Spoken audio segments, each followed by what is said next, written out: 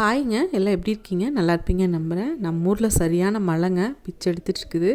அதுக்கான ஒரு சின்ன தீனியாக சாப்பிட்லாம் அப்படின்னா பருப்பு வடை சாப்பிட்ணுன்னு ஒரு கிரேவிங். பருப்பு வடை பிகினர்ஸ் கூட ஈஸியாக பண்ணிடலாம். அதுக்கு கடலைப்பருப்பு எடுத்திருக்கேன். ஒரு சின்ன கப்பில் தான், கம்மியாக இருந்தால் போதும்னு சொல்லிட்டு குட்டி கப்பில் கடலைப்பருப்பு எடுத்து ஒரு 3 மணி நேரம் மாதிரி நான் ஊற வச்சுருந்தேன். நல்லா வாஷ் பண்ணிட்டு ஊற வச்சுக்கோங்க. ஊற வச்சதில் ஒரு 2 ஸ்பூனுக்கு மாதிரி மாற்றி வச்சுட்டு மற்றதை வந்து மிக்ஸி ஜாரில் கடலைப்பருப்பு மற்றதெல்லாம் மாற்றி வச்சுட்டு மிக்ஸி ஜாரில் சேர்த்துட்டு சின்ன துண்டு இஞ்சி, ஒரு 5-6 பல் பூண்டு போட்டுக்கோங்க. ஒரு 4 காஞ்ச மிளகா, 2 பச்சை மிளகா போட்டிருக்கேன். இது நம்ம வீட்டு காரத்துக்காக. நீங்கள் வந்து ஒரு 2 பச்சை மிளகா, ஒரு காஞ்ச மிளகா போடலாம். அந்த மாதிரி பண்ணலாம். ஒரு சின்ன பட்டை, ஒரு துண்டு சின்ன பட்டை, ஒரு 1/2 ஸ்பூன்லேருந்து 1 ஸ்பூனுக்கு சோம்பு சேர்த்துருக்கேன். நான் ரொம்ப கம்மியாக சேருங்க, அந்த அளவுக்கு தான் இது சொல்லியிருக்கேன். அதே மாதிரி ரொம்ப கொரகொரப்பாக அரைச்சிக்கணும். அப்போ தான் வந்து எண்ணெயும் குடிக்காது, மொறுன்னு பருப்பு வடையும் கிடைக்கும். அப்புறம் அதை நைஸாக அரைச்சிட வேண்டாம், தருன்னு கொஞ்சம் அரைச்சிக்கோங்க. அந்த 2 ஸ்பூன் வந்து நம்ம மாற்றி வச்சுருக்கிறது வந்து இந்த மாவு அரைச்சது கூட சேர்த்துக்கலாம். ஒரு பாத்திரத்துக்கு மாற்றிட்டு 2 ஸ்பூன் அந்த கடலைப்பருப்பு கூட நம்ம அரைச்ச விழுதுகளையும் சேர்த்துக்கலாம். சேர்த்துட்டு நான் சின்ன வெங்காயம் தான் எப்பவும் போல எடுத்திருக்கேன். 2 பச்சை மிளகா கிட்டி ரொம்ப பொடியாக அறுத்து போட்டிருக்கேன். அதே மாதிரி மல்லித்தலை, கருவேப்பிலையும் பொடியாக அறுத்து போட்டிருக்கேன். எல்லாத்தையுமே போட்டுட்டு கொஞ்சம் உப்பு நம்ம தேவைக்கு தகுந்த மாதிரி உப்பு பார்த்துட்டு, மாவு கொஞ்சம் சாப்பிட்டு பார்த்திங்கன்னா நமக்கு உப்பு தெரியும். ரொம்ப உப்பு இருந்துடக்கூடாது, கம்மியாக இருந்தால் போதும். வெந்து கொஞ்சம் ஆறும்போது சாப்பிட்ற மாதிரி போட்டுக்கோங்க. அவ்வளோதாங்க. இதை வந்து நம்ம வந்து கையில் வந்து நம்ம ஒரு பால் மாதிரி உருட்டிட்டு உள்ளங்கையில் வச்சு அமுத்துனிங்கன்னா போதும். இல்லைன்னா 3 விரல் வச்சு அமுத்தினாலும் போதும். அந்த மாதிரி. ஆனால் ரொம்ப மெல்லிசாகவும் இல்லாமல் கொஞ்சம் ஒரு சைஸில் போட்டுக்கோங்க. போட்டுட்டு நம்ம ஒரு பேட்சாக போட்டு எடுத்துக்கலாம். அப்போ தான் சூடாகவும் இருக்கும். நான் வந்து இப்போ ஒரு 6 வடை மாதிரி போடுறேன். நம்ம வச்சுருக்கிற பாத்திரத்துக்கு தகுந்த மாதிரி தான். அது நல்லா அந்த கொஞ்சம் எண்ணெய் குடிக்காமல் இருக்கிறதுக்கு எப்பவும் ஒரே தீயில் வைங்க. அதாவது மீடியம் வச்சுருக்கிங்கன்னா மீடியம்லேயே இருக்கட்டும், ரொம்ப லோவாகவும் வச்சிட வேண்டாம். அப்போ உள்ளே வந்து வேகாத மாதிரி இருக்கும். ரொம்ப ஹையாக வச்சிங்கன்னா வெளியில் வந்துடும், உள்ளே வேகாது, அந்த மாதிரிலாம் இருக்கும்ல. அதனால் மீடியம்லேயே வச்சுக்கோங்க.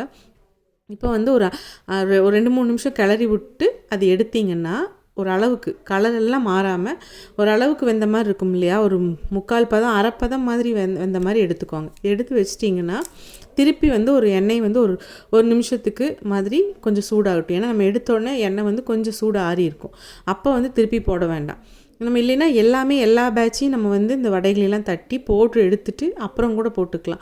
நான் உங்களுக்கு காமிக்கணும், அதோட இப்போ சாப்பிட்றவங்களுக்கு மட்டும் கொடுக்குறதுக்குங்கிறதுக்காக தான் இந்த ஒரு பேட்ச் போட்டுட்டு ஒரு நிமிஷம் மாதிரி விட்டுருக்கேன். எண்ணெயை விடுவேன், விட்டுட்டு திருப்பி போடுங்க. அப்போ வந்து எண்ணெய் வடையும் மாறாது, எண்ணெயும் குடிக்காது, எல்லாமே ஈவனாக உள்ள வரைக்கும் வந்து உங்களுக்கு கிறிஸ்பினஸ் இருக்கும். வெளியிலையும் கிறிஸ்பியாக இருக்கும், உள்ளேயும் கிறிஸ்பியாக இருக்கும். இந்த மாதிரி பண்ணி எடுத்திங்கன்னா உங்களுக்கு வந்து மொறுமொறுப்பு நல்லா கிடைக்கும். அதுக்காக தான் ஒரு தடவை போட்டு எடுத்து வச்சுட்டு அடுத்தது போடுங்க, சரிங்களா? அதுக்காக தான் இந்த மாதிரி பண்ணி பாருங்கள். ரொம்ப டேஸ்ட்டாகவும் இருக்கும், மொறுமொறுன்னு இருக்கும். இந்த மழைக்கு வந்து சூப்பராக இருக்கும். கோயம்புத்தூரில் வந்து சுத்தமாக மழை இல்லை அப்படின்னு சொன்னாங்க. இங்கேயெல்லாம் மழை பெஞ்சிக்கிட்டே இருக்குது. சொன்னால் கூட நம்ப மாட்டேங்கிறாங்க, அந்த மாதிரி ஆயிடுச்சு. இப்படி கொஞ்சம் ஒரு 5 கிலோமீட்டருக்குள்ளேயே வந்து இங்கே வேரியேஷன் இருக்குது. நல்ல மழை இருக்குது, இந்த பக்கம் வந்தால் மழை இல்லைங்கிற மாதிரி. இந்த பருப்பு வடை அடப்பிரதமன் செஞ்சுருக்கேங்க இது கூட.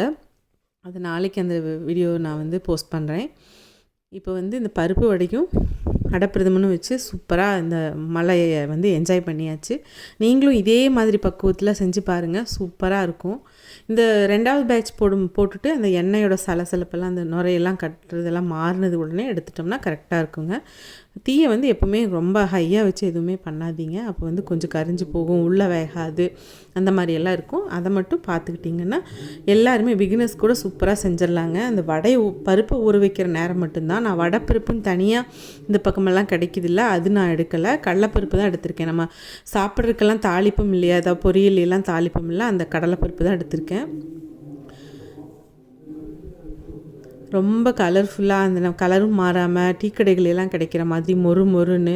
டீ கடையில் மட்டும் இப்படி பண்ணுறாங்க, மொறுன்னு இருக்கே ரொம்ப நேரம் ஆனாலும் அப்படின்னு நினைக்கிறோம்ல. இந்த மாதிரி ஒரு பேட்ச் போட்டுட்டு அடுத்து திருப்பி ஒருக்கா போட்டு எடுக்கணும். ஒரே டைமில் போட்டிங்கன்னா அந்த கருத்து போய் ஒரு மாதிரி கலர் மாறிடும். அதுதான் நமக்கு வந்து ஒரு சீக்ரெட்னு வச்சுக்கோங்களேன். அதே மாதிரி பருப்பு அரைக்கிறதுலேயும் இருக்குங்க. ரொம்ப நைஸாக அரைச்சிட்டோம்னா அது வந்து அந்த வடையோட டேஸ்ட்டவே கெடுத்துடுற மாதிரி இருக்கும். நான் நிறைய அந்த மாதிரிலாம் பண்ணி பார்த்து இது பண்ணியிருக்கேன். அதனால தான் உங்களுக்கு இந்த டிப்ஸை சொல்கிறேன். இந்த மாதிரி செஞ்சு பாருங்கள், ரொம்ப சூப்பராக இருக்கும். திருப்பி போட்டிருக்கேன். இப்போது நான் ஒரு செட்டை வந்து எடுத்துகிட்டு திரும்ப போட்டிருக்கேன். இப்போ போடும்போது உங்களுக்கு வந்து அந்த கலரும் மாறி நம்ம எதிர்பார்க்குற மாதிரி கிறிஸ்பினஸ் அப்படி நம்ம உடைக்கும் போதே வந்து அப்படி நல்லா முறுக்குன்னு உடையிற மாதிரி இருக்கும். ரொம்ப நல்லா இருக்குங்க. நம்ம சேனல் பிடிச்சிருந்தா லைக் பண்ணுங்கள், கமெண்ட் பண்ணுங்கள், ஷேர் பண்ணுங்கள். அதே மாதிரி சப்ஸ்கிரைப் பண்ணி பெல் ஐக்கானை கிளிக் பண்ணிட்டு பாருங்கள். நிறைய பேர் சப்ஸ்கிரைப் பண்ணாமல் பார்க்குறீங்க. ரெகுலராக சொல்கிற பல்லவி தான் சொல்கிறேன். உங்கள் சப்போர்ட் எனக்கு ரொம்ப முக்கியங்க. கண்டிப்பாக சப்போர்ட் பண்ணுங்கள். சப்ஸ்கிரைப் பண்ணி பெல் ஐக்கானை கிளிக் பண்ணுங்கள். அப்போ தான் உடனுக்குடன் நான் போடுற எல்லா வீடியோஸுமே உங்களுக்கு தெரியும். பாருங்கள், வடை அந்த ஒவ்வொரு பருப்பு நம்ம போட்டது பார்த்திங்கன்னா உங்களுக்கு தெரியுது இல்லையா? அது மாதிரி இருக்கும். கிறிஸ்பியாக இருக்கும், சூப்பராக இருக்கும். ட்ரை பண்ணி பாருங்கள். Thanks for வாட்சிங்க. நாளைக்கு வேறு வீடியோவில் சந்திக்கலாங்க. டாட்டா.